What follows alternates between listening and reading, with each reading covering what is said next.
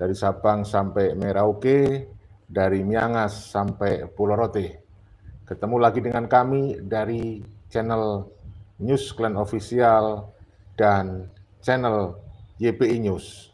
Saudaraku yang dirahmati Allah, ya, semoga semuanya dalam lindungan Allah ya. Semoga semuanya sehat walafiat, ditambah dan diluaskan rezekinya. Semoga semuanya diberikan kesehatan lahir dan batin ya. Semoga semuanya diberikan tambahan dan keluasan rezeki oleh Allah Subhanahu wa taala. Saudaraku yang dirahmati Allah, kali ini kita masih membahas tentang Kang Deddy Mulyadi.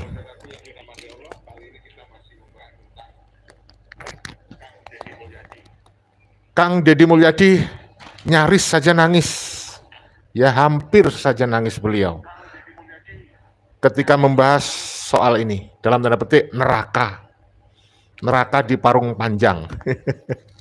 Jadi memang Kang Deddy Mulyadi sempat membuat istilah yang viral ya. Jadi sejumlah jalan di Parung Panjang itu kan rusak itu, akibat galian tambang, akibat dilewati truk-truk besar pengangkut tambang ya. Akhirnya ada sejumlah nyawa melayang karena korban kecelakaan. Kemudian ini menjadi perhatian pihak kepolisian dan juga menjadi perhatian dari Kang Deddy Mulyadi. Saudaraku, Kang Deddy Mulyadi sedang memimpin rapat. Saya bacakan beritanya ya. Jadi beliau ngegas sampai nyaris nangis. Jadi Gubernur Jawa Barat terpilih Kang Deddy Mulyadi menggelar rapat soal jalan Parung Panjang ya. Minta pemerintah daerah untuk segera membangun, saudaraku yang dirahmati Allah, karena memang memprihatinkan. Kalau tidak segera dibangun, khawatirnya bisa memakan banyak korban lagi kan. Jadi Gubernur Jawa Barat terpilih Kang Deddy Mulyadi menggelar pertemuan dengan sejumlah pimpinan daerah Kabupaten Tangerang, kemudian Karawang, kemudian Purwakarta, kemudian Bogor, serta dengan Kapolres Bogor dan Kapolres Tangerang. Saudaraku, pertemuan itu diadakan berkaitan dengan jalan Parung Panjang yang relatif rusak, yang sudah menelan korban hingga ratusan jiwa. Oleh karena itu ini perlu perhatian khusus. Sebelum memulai rapatnya, Kang Deddy Mulyadi menuturkan bahwa beliau merasa berduka yang mendalam. Lah ini yang membuat Kang Deddy nyaris meneteskan air mata. Ya, karena beliau tersentuh. Beliau menuturkan bahwa duka mendalam terkait banyaknya nyawa yang hilang di Jalan Parung Panjang. Pertama, menyampaikan duka mendalam atas kelalaian negara dalam menyelesaikan problem publik yang menurut kita ya memang sangat akut persoalan itu karena salah kebijakan. Jadi memang sejumlah tambang itu ada yang mendapatkan izin, tetapi izin itu didapat tidak melalui prosedur yang benar.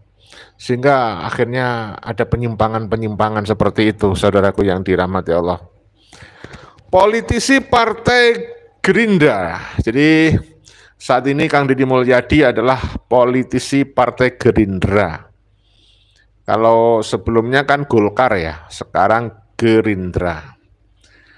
Menyebutkan bahwa salah satu kebijakan yang dimaksud karena memberikan izin kepada truk tambang tanpa memperhatikan hal-hal penunjang.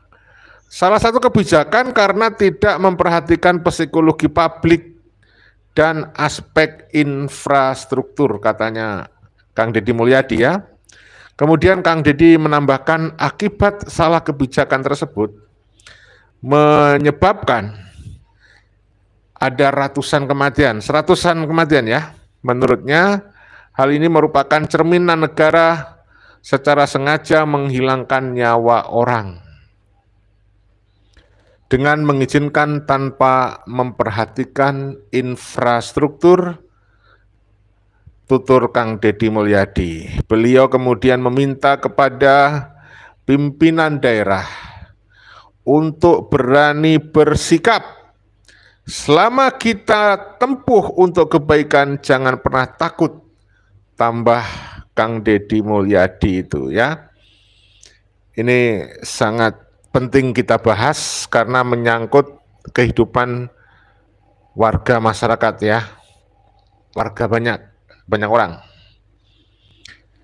Kita, ya beliau melanjutkan, dipimpin oleh Pak Prabowo yang menginstruksikan untuk berpihak kepada rakyat. Nah, keberpihakan Kang Deddy Mulyadi dan Pak Prabowo kepada rakyat tidak diragukan ya. Bahkan beliau memangkas sejumlah anggaran, termasuk mobil dinas ya. Kemudian biaya luar negeri juga dipangkas oleh Kang Deddy. Dan juga oleh Pak Prabowo, sama sehati kayaknya. Jadi negara harus segera mengambil tindakan nyata, para pemimpin daerah harus segera mengambil tindakan nyata membangun ya secepat-cepatnya. Kang Deddy Mulyadi juga menyinggung persoalan di dua tempat yang terus menjadi perbincangan publik, yaitu musibah di Parung Panjang. Orang ngomongin puncak karena macet, pungutan liar, ya. Kemudian ini menjadi perhatian beliau. Musibah Parung Panjang ini menjadi benar-benar perhatian beliau. Kang Deddy Mulyadi meminta agar para pejabat saat hari Minggu tidak ikut liburan, namun melihat orang yang liburan, ya. Kang Deddy juga memberikan solusi untuk jalan Parung Panjang agar membangun jalan provinsi.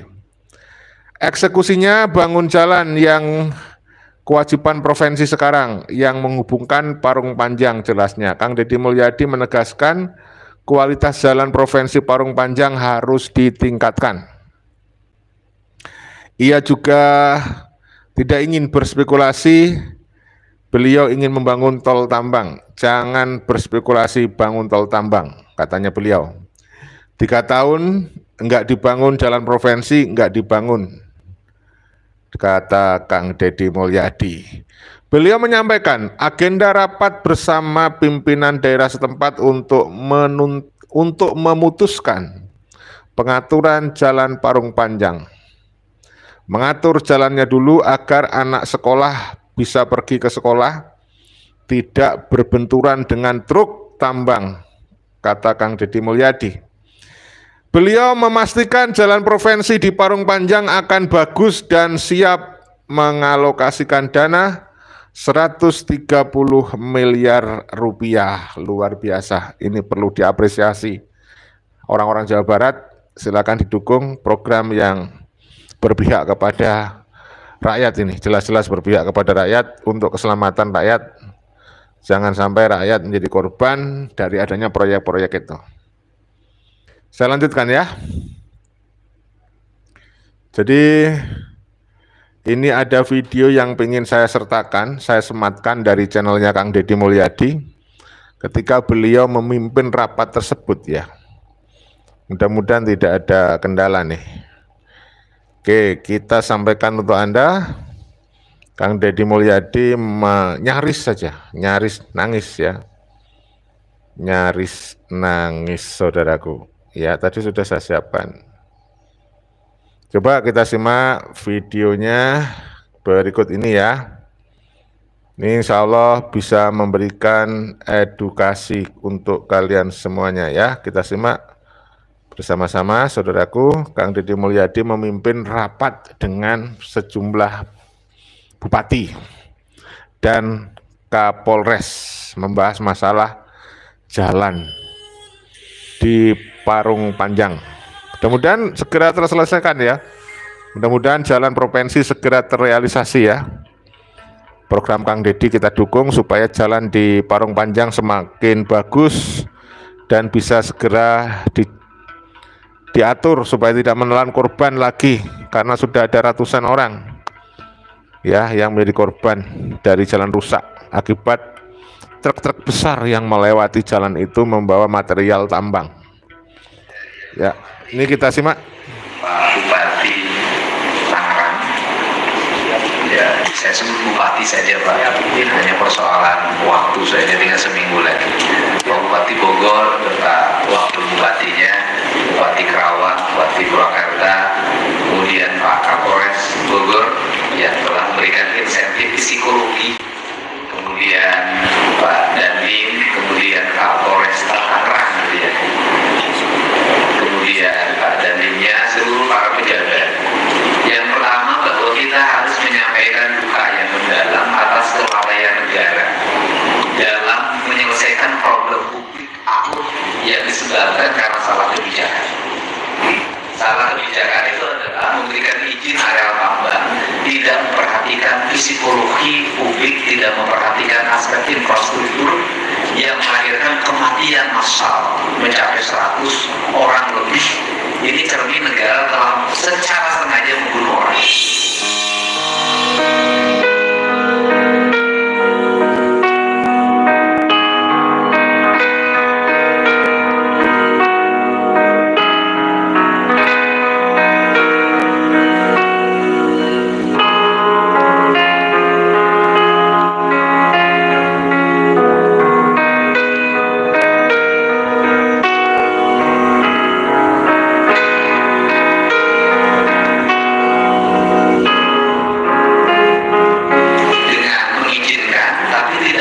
Infrastruktur itu kan sama dengan orang nyuruh pergi ke laut tanpa kapal, kemudian tanpa pelampung, dan kemudian kalau terbunuh itu sengaja untuk Indonesia. Ini kalau di negara lain ini sudah digugat negara. Nah, untuk itu tidak lagi saya minta kepala PU tidak usah terlalu berteori. Nanti begini, waktunya begini. Saya tidak suka orang yang pesimis. Ikut dengan saya harus optimis. Kenapa? Selalu takutannya adalah pihak. Saya yakini bahwa selama kita lurus, selama kita benar, selama yang kita tempuh adalah untuk kebaikan yang merata, kita dipimpin oleh Pak Prabowo yang menginstruksikan pada kita semua untuk berpihak pada rakyat, mengambil tindakan-tindakan yang cepat dan nyata dan terukur. Nah, hari ini Jawa Barat sudah punya fiskal yang cukup. Kita harus sudah mulai melangkah pada hal yang nyata. Hal yang nyata di depan kita adalah dua musibah yang sering terjadi. Yang pertama adalah musibah di Parung Panjang. Yang kedua adalah apa tidak mau orang Jawa Barat dalam setiap kenduri, dalam setiap minggu orang ngomongin puncak. Ngomongin puncak, ya pungutan liar, kemacetan, orang pingsan, orang meninggal. Nah ini kan ketenudaran kita dalam membaca. Kenapa? Karena kebiasaan pejabatnya kalau satu minggu ikut liburan, bukan melihat orang yang liburan. Ini yang perlu menjadi catatan penting kita. Sehingga hari ini kita ambil dua hal menurut saya. Paparannya nggak usah panjang-panjang. Setiap paparan pasti gambarnya itu. Yang itu cukup di WA-in dan di WA kita udah tahu paparan begitu. Eksekusinya cuma dua, Pak. Perpanjang itu, nggak usah paparan lagi. Yang pertama adalah kalau mau tol panjang itu nanti harus AMDAL, belum perhitungan investasi 1 triliun kan dari Pemprov melalui BUMD-nya nanti harus kerjasama panjang Pak. Gitu. Dan kalau dikerjakan mungkin selesainya tahun 2027 baru selesai. Sini yang mau murah. Ya sebentar ya, sudah yang lewat. Jadi itu Kang Deddy sedang memimpin rapat. Artinya tambah jadi 300. Saya nggak mau gubernurnya jadi Mulyadi, nggak mau dari itu. Nah, jadi yang dilakukan oleh kita hari ini adalah bangun jalan yang kewajiban jalan provinsi sekarang yang menghubungkan, yang menyelesaikan problemnya. tinggal meningkatkan kualitasnya saja Pak. Kualitasnya ditingkatkan. Kemudian duitnya dari mana? Duitnya sudah ada kan? Duit yang di BUMD 70 miliar tadi per Pemprov. Kan sudah ada 70 miliar di situ. Itu duit 70 miliar kalau di bank, kalau diputerin udah jadi berapa? Tarik Pak, kembali lagi ke Pemprov, alokasikan untuk jalan. Nah, di 2026 untuk tol itu terus sekarang ditempuh prosesnya. Jangan sampai kita berspekulasi ingin membangun tol tambang, tolnya udah 3 tahun nggak kebangun-bangun, jalan provinsinya nggak dibangun, yang matinya tamapannya. Ini yang perlu saya sampaikan. Kemudian yang kedua, untuk jalan yang puncak 2 sudah aja bikin perencanaan dengan baik. Lakukan, kalau mulai dari sekarang ada alokasi 100 miliar, 200 miliar, mulai dulu. Jangan dulu berpikir 7 triliun, jangan. 7 triliun tidak akan terwujud kalau tidak dimulai dari 100-200 miliar. Saya selalu menggambarkan tadi malam, merangkai jalan provinsi jangan terlalu berpikir idealis, harus 8 meter lebarnya, 12 meter, bebasin jalan. Jangan Pak. Kalau kita buka peta jalan, ada jalan yang tidak diakui oleh provinsi, tidak diakui oleh kabupaten, tidak diakui oleh desa, itu dibangun oleh seluruh kita Pak. Dari desa ke desa nyambung gitu, terus nyambung gitu, disusuri, itu digerakin pakai TNI, kemudian pakai alat berat, digerakin gitu aja nyambung. Sehingga yang konsep jalan Sukabumi sampai Pangandaran itu cukup nyambungin jalan desa, nggak usah bikin konsep lagi perencanaan jalan provinsi. Itu cara tepat kita menyelesaikan masalah. Toh pada akhirnya ketika jalannya dibuka, yang pakai juga rakyatnya kan mobilnya ukuran kecil. Ini nih. Nah, rapat hari ini fokusnya satu, bukan membangun jalannya, karena fokus satu hari ini adalah putuskan yang sebagai Pak Kapolres kemarin, bagaimana mengatur jamnya dulu Pak. Ya. Gitu hari ini kita mengatur jamnya dulu, hari ini putusin, gitu kan? Agar apa? Agar anak sekolah pergi kerja tidak berbenturan dengan mobil tambang. Itu dulu. Kalau urusan jalan nggak usah apa begini, gitu. Nah itu dulu yang diputuskan awal sekarang. Nah setelah itu nanti baru kita urusan langsung ke puncak 2. Puncak 2 lintas kabupaten. Kemudian kalau yang untuk itu kan jalannya sudah ada, itu rencananya internal kita aja Pak. Kemudian tahun ini berapa, kapan tendernya, kita mulai. Itu Pak. Sekarang silakan mulai dari Pak Kapolres dulu. Nah ini punya gagasan, diimplementasikan. Kemudian langkah-langkah apa yang mesti dilakukan sehingga nanti ketika terjadi pengaturan tidak boleh lagi ada korban. Terima kasih. Ya, demikian ya saudaraku apa yang disampaikan oleh Kang Deddy di dalam rapat yang membahas soal Jalan Parung Panjang, jalan yang rusak akibat dilewati truk-truk besar yang memuat material tambang. Mudah-mudahan saja dengan ada solusi yang sudah disampaikan oleh Kang Deddy, yaitu dibangun jalan provinsi sehingga nanti anak-anak sekolah atau para pelajar itu tidak berbenturan waktunya dengan para pengangkut bahan material tambang, sehingga bisa mengurangi kemacetan. Dan diharapkan dengan dikuranginya kemacetan maka akan berkurang adanya kecelakaan di jalan, kecelakaan lalu lintas. Dan termasuk yang perlu diperhatikan adalah di tempat penambangan, karena kalau tidak diawasi itu nanti bisa juga terjadi penyimpangan-penyimpangan. Ya, tata ruangnya yang ngawur.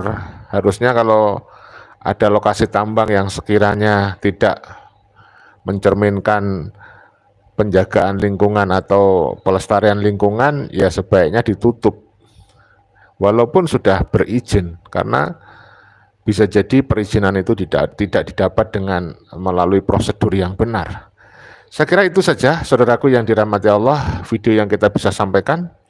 Saya rehat sebentar, habis itu kita live lagi di channel Tanda Kejadian dengan membahas keturunan imigran Yaman, membahas Habib-Habib, keturunan imigran yang sampai sekarang mereka masih saja mengaku-ngaku sebagai keturunan Rasulullah, masih saja sombong, masih saja arogan, ya, masih saja merasa dirinya sebagai keturunan Rasulullah, padahal tidak terbukti. Saya kira itu ya. Video ini dibuat bukan untuk merendahkan siapapun, ini untuk edukasi dan rekreasi, mudah-mudahan ada manfaat hikmah.